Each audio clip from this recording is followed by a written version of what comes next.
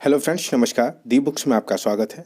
Friends, आज हम लोग देखेंगे यूपीएससी 2021 की टॉपर श्रुति शर्मा की कॉपी, और ये फ्रेंड्स 2020 की कॉपी है।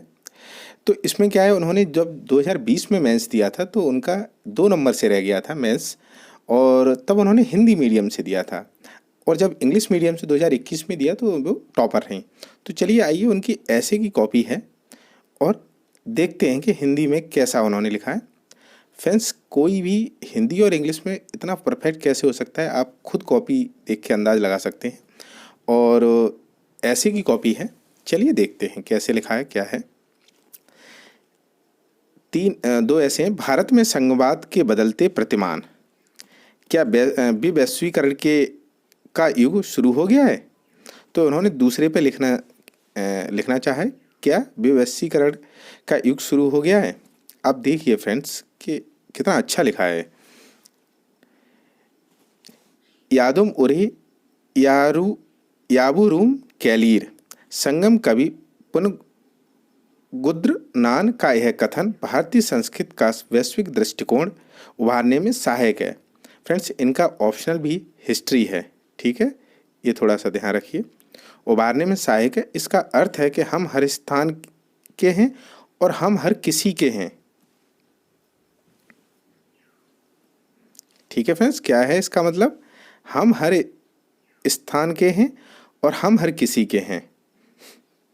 भारतीय संस्कृति के वसुधैव कुटुम्बकम के नजरिए के अतिरिक्त वैश्विक स्तर पर भूमंडलीकरण का पूर्ण रूप से आह्वान द्वितीय विश्व युद्ध के अटलांटिक चार्टर में देखने को मिलता है, जो वैश्विक सहभागिता को केंद्र में रख एक नवीन वैश्विक व्याख्या की परिकल्पना करता है। फ्रेंड्स, बताइए और प्लीज़ कमेंट करके बताइए, जो कॉपी देखे या इसको जो कोई भी पढ़े, प्लीज़ कमेंट करके ज़रूर बताइए कि आपको लगा कैसा, निबंध आपको पढ़ के कैसा लगा।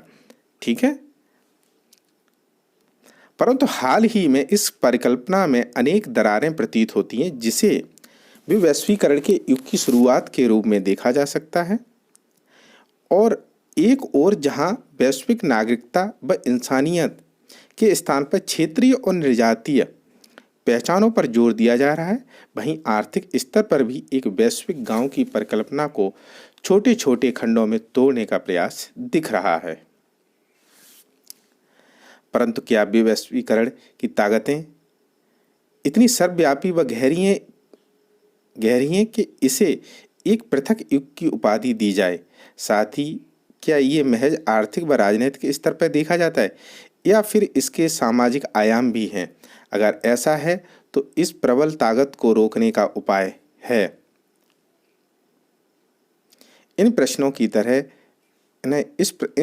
की तह में जाने के लिए सर्वप्रथम वैश्वीकरण के विभिन्न आयामों को में झांकने की जरूरत है। अगर राजनीतिक स्तर पर देखा जाए तो संयुक्त राष्ट्र अमेरिका के राष्ट्रपति पूर्व डोनाल्ड ट्रंप ने इसके अग्रणी प्रवक्ता के रूप में देखे जा सकते हैं। फ्रेंड, इन्होंने इंग्लिश की भी मैं कॉपी दिखाऊंगा आपको, हिंदी की भी कॉपी दिखा दूंगा। ये हिंदी की है, देखिए।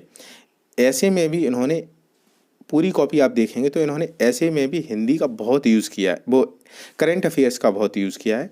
और जब इंग्लिश की कॉपी में आपको दिखाऊंगा इनकी ऐसे की, तो उसमें भी आप देखना भरपूर मात्रा में करंट अफेयर्स लिखे हैं। तो आप ऐसे भी लिख सकते हैं, कोई परेशानी नहीं है। देखे जा सकते हैं जिन्होंने अमेरिकियों के लिए अमेरिका का नारा बुलंद किया।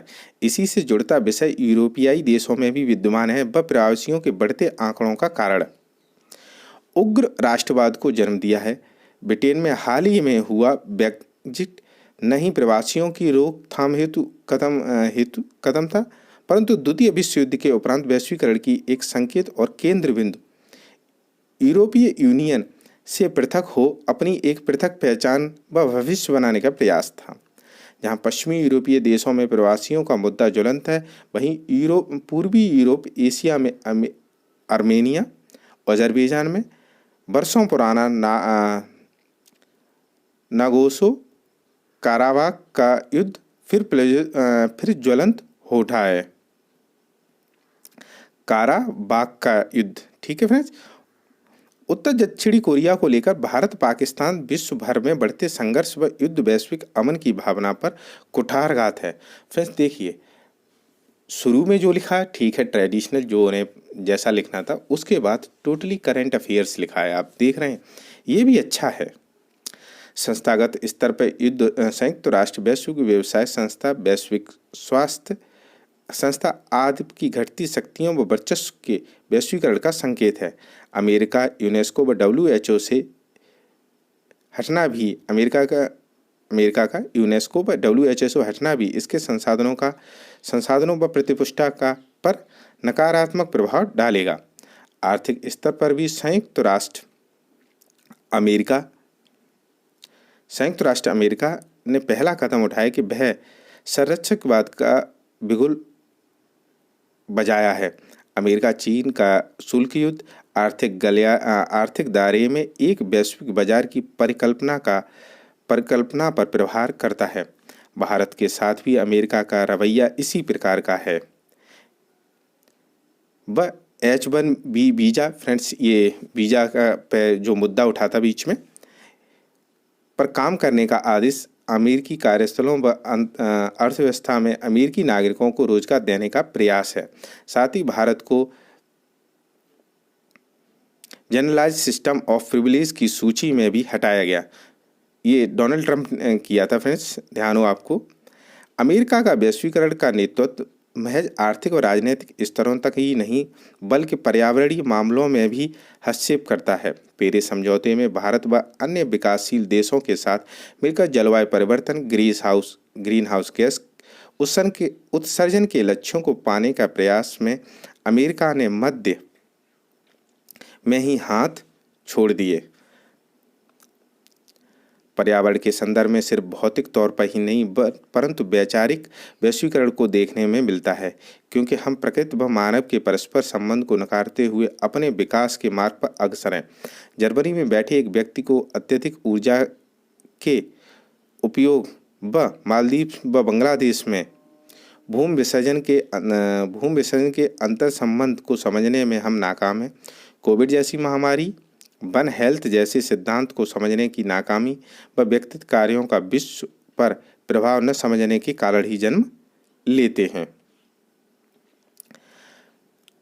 पर्यावरण ही नहीं, सामाजिक आंदोलन जो वैश्वीकरण के कारण एक समूचे रूप में विश्व के पिछड़े वर्गों को जोड़ने में कामयाब हुए हैं, आज विखंडित हो रहे हैं। उदाहरण के तौर पर फेमिनिज्म आंदोलन में भी अब दरारें पड़ रही हैं व अफ्रीकी फेमिनिज्म व यूरोपीय पूरा फेमिनिज्म इस आंदोलन में पश्चिमी व समृद्ध महिलाओं के वर्चस्व को लेकर चिंताएं व्यक्त करने लगा है। उपरोक्त सभी आयामों में वैश्वीकरण के कारण का आधार परंतु मूल रूप से वैचारिक स्वरूप में मिलता है, जिससे बढ़ती निर्जातीय केंद्रीयता, सांप्रदायिकता व उग्र राष्ट्रवादता के संकेत मिलते हैं। देखिए फ्रेंड्स,